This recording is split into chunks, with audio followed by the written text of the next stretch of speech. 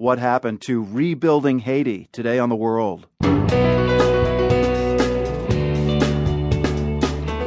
I'm Marco Werman. Haiti was promised a lot of aid after the earthquake 6 years ago to help rebuild.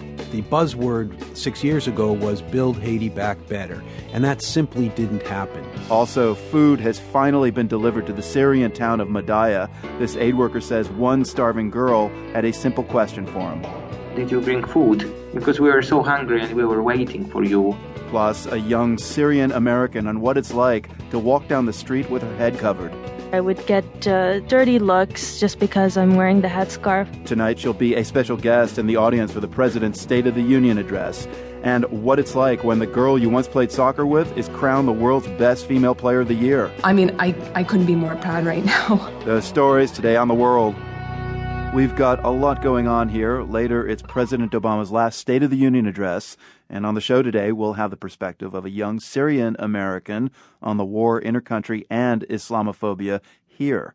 But first, let's go to Turkey, where there was a deadly bombing in the heart of Istanbul. It happened in Sultanahmet Square, which is a popular draw for tourists, and tourists seem to be the target. At least 10 people were killed, most of them German visitors.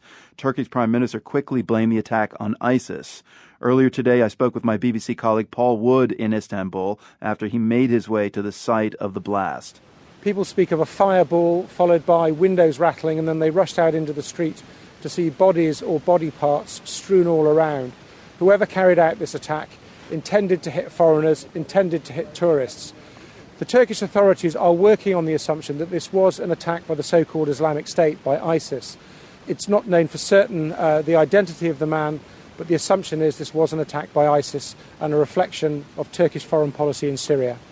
Yeah, I mean, there was a major terrorist attack blamed on ISIS last October, more than 100 people killed. What does this all say about ISIS's network within Turkey? I spoke to a foreign intelligence official, an Iraqi, a very senior Iraqi who deals with ISIS every day, and he said he had flown to Ankara to warn the authorities that in the view of Iraqi intelligence there were some 2,000 ISIS sleeper agents in Turkey and another 5,000 Islamists of different stripes. That wouldn't be entirely surprising. Remember that at the beginning of the Syrian civil war, when Islamists were just starting to arrive, Islamists were tolerated. They had safe houses. They moved back and forward across the border. They were allowed to operate using Turkey as a rear safe area.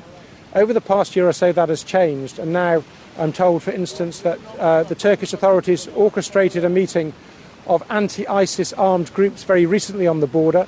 ISIS are about to lose a town called Menbej, and I think they are now trying to bring the war back to Turkish soil to punish the Turks for their policy of supporting armed groups fighting ISIS inside Syria. I mean, in the past, Turkey has been accused of turning a blind eye to the growth of ISIS on their own territory. Has that policy changed a lot? And does Turkey even have the personnel to deal with 2,000 sleeper agents?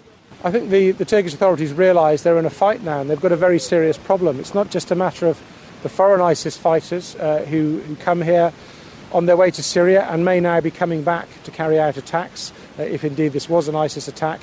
There are, in the poorer areas of Istanbul, areas where ISIS recruits. This is well known. You can go to Syria and to Iraq. Certainly in the early days I came across many Turkish jihadis. Some of those are in ISIS. Turkey, at the beginning of this fight, I think it was quite convenient for them to have Islamists fighting in Syria against both the Kurds and President Assad. These are foreign policy objectives that the Turkish government pursued. It's a very different story when there are bomb attacks on Turkish soil. And I think you're going to see a big move, perhaps away from intelligence resources and military resources going to the battle against the Kurds and into the battle against the Islamists. Don't forget in all of this, though, that while ISIS is losing territory, as they are in Syria and Iraq, they have warned not just Turkey, but Europe and the United States too, that they will carry out attacks on their soil. Will this represent a backlash against Syrians, those who've been there for a while, those who've been there for only a few months? That's certainly the feel of Syrians living here. Turkey's been incredibly generous in accepting an enormous number of Syrians, some 1.8 million. It's been very generous in its camps. They call them the five-star camps, the refugees, where there's enough food, there are comfortable air-conditioned tents or containers with television. Turkey has absorbed an enormous number of refugees, but you speak to Syrians on the streets of Istanbul.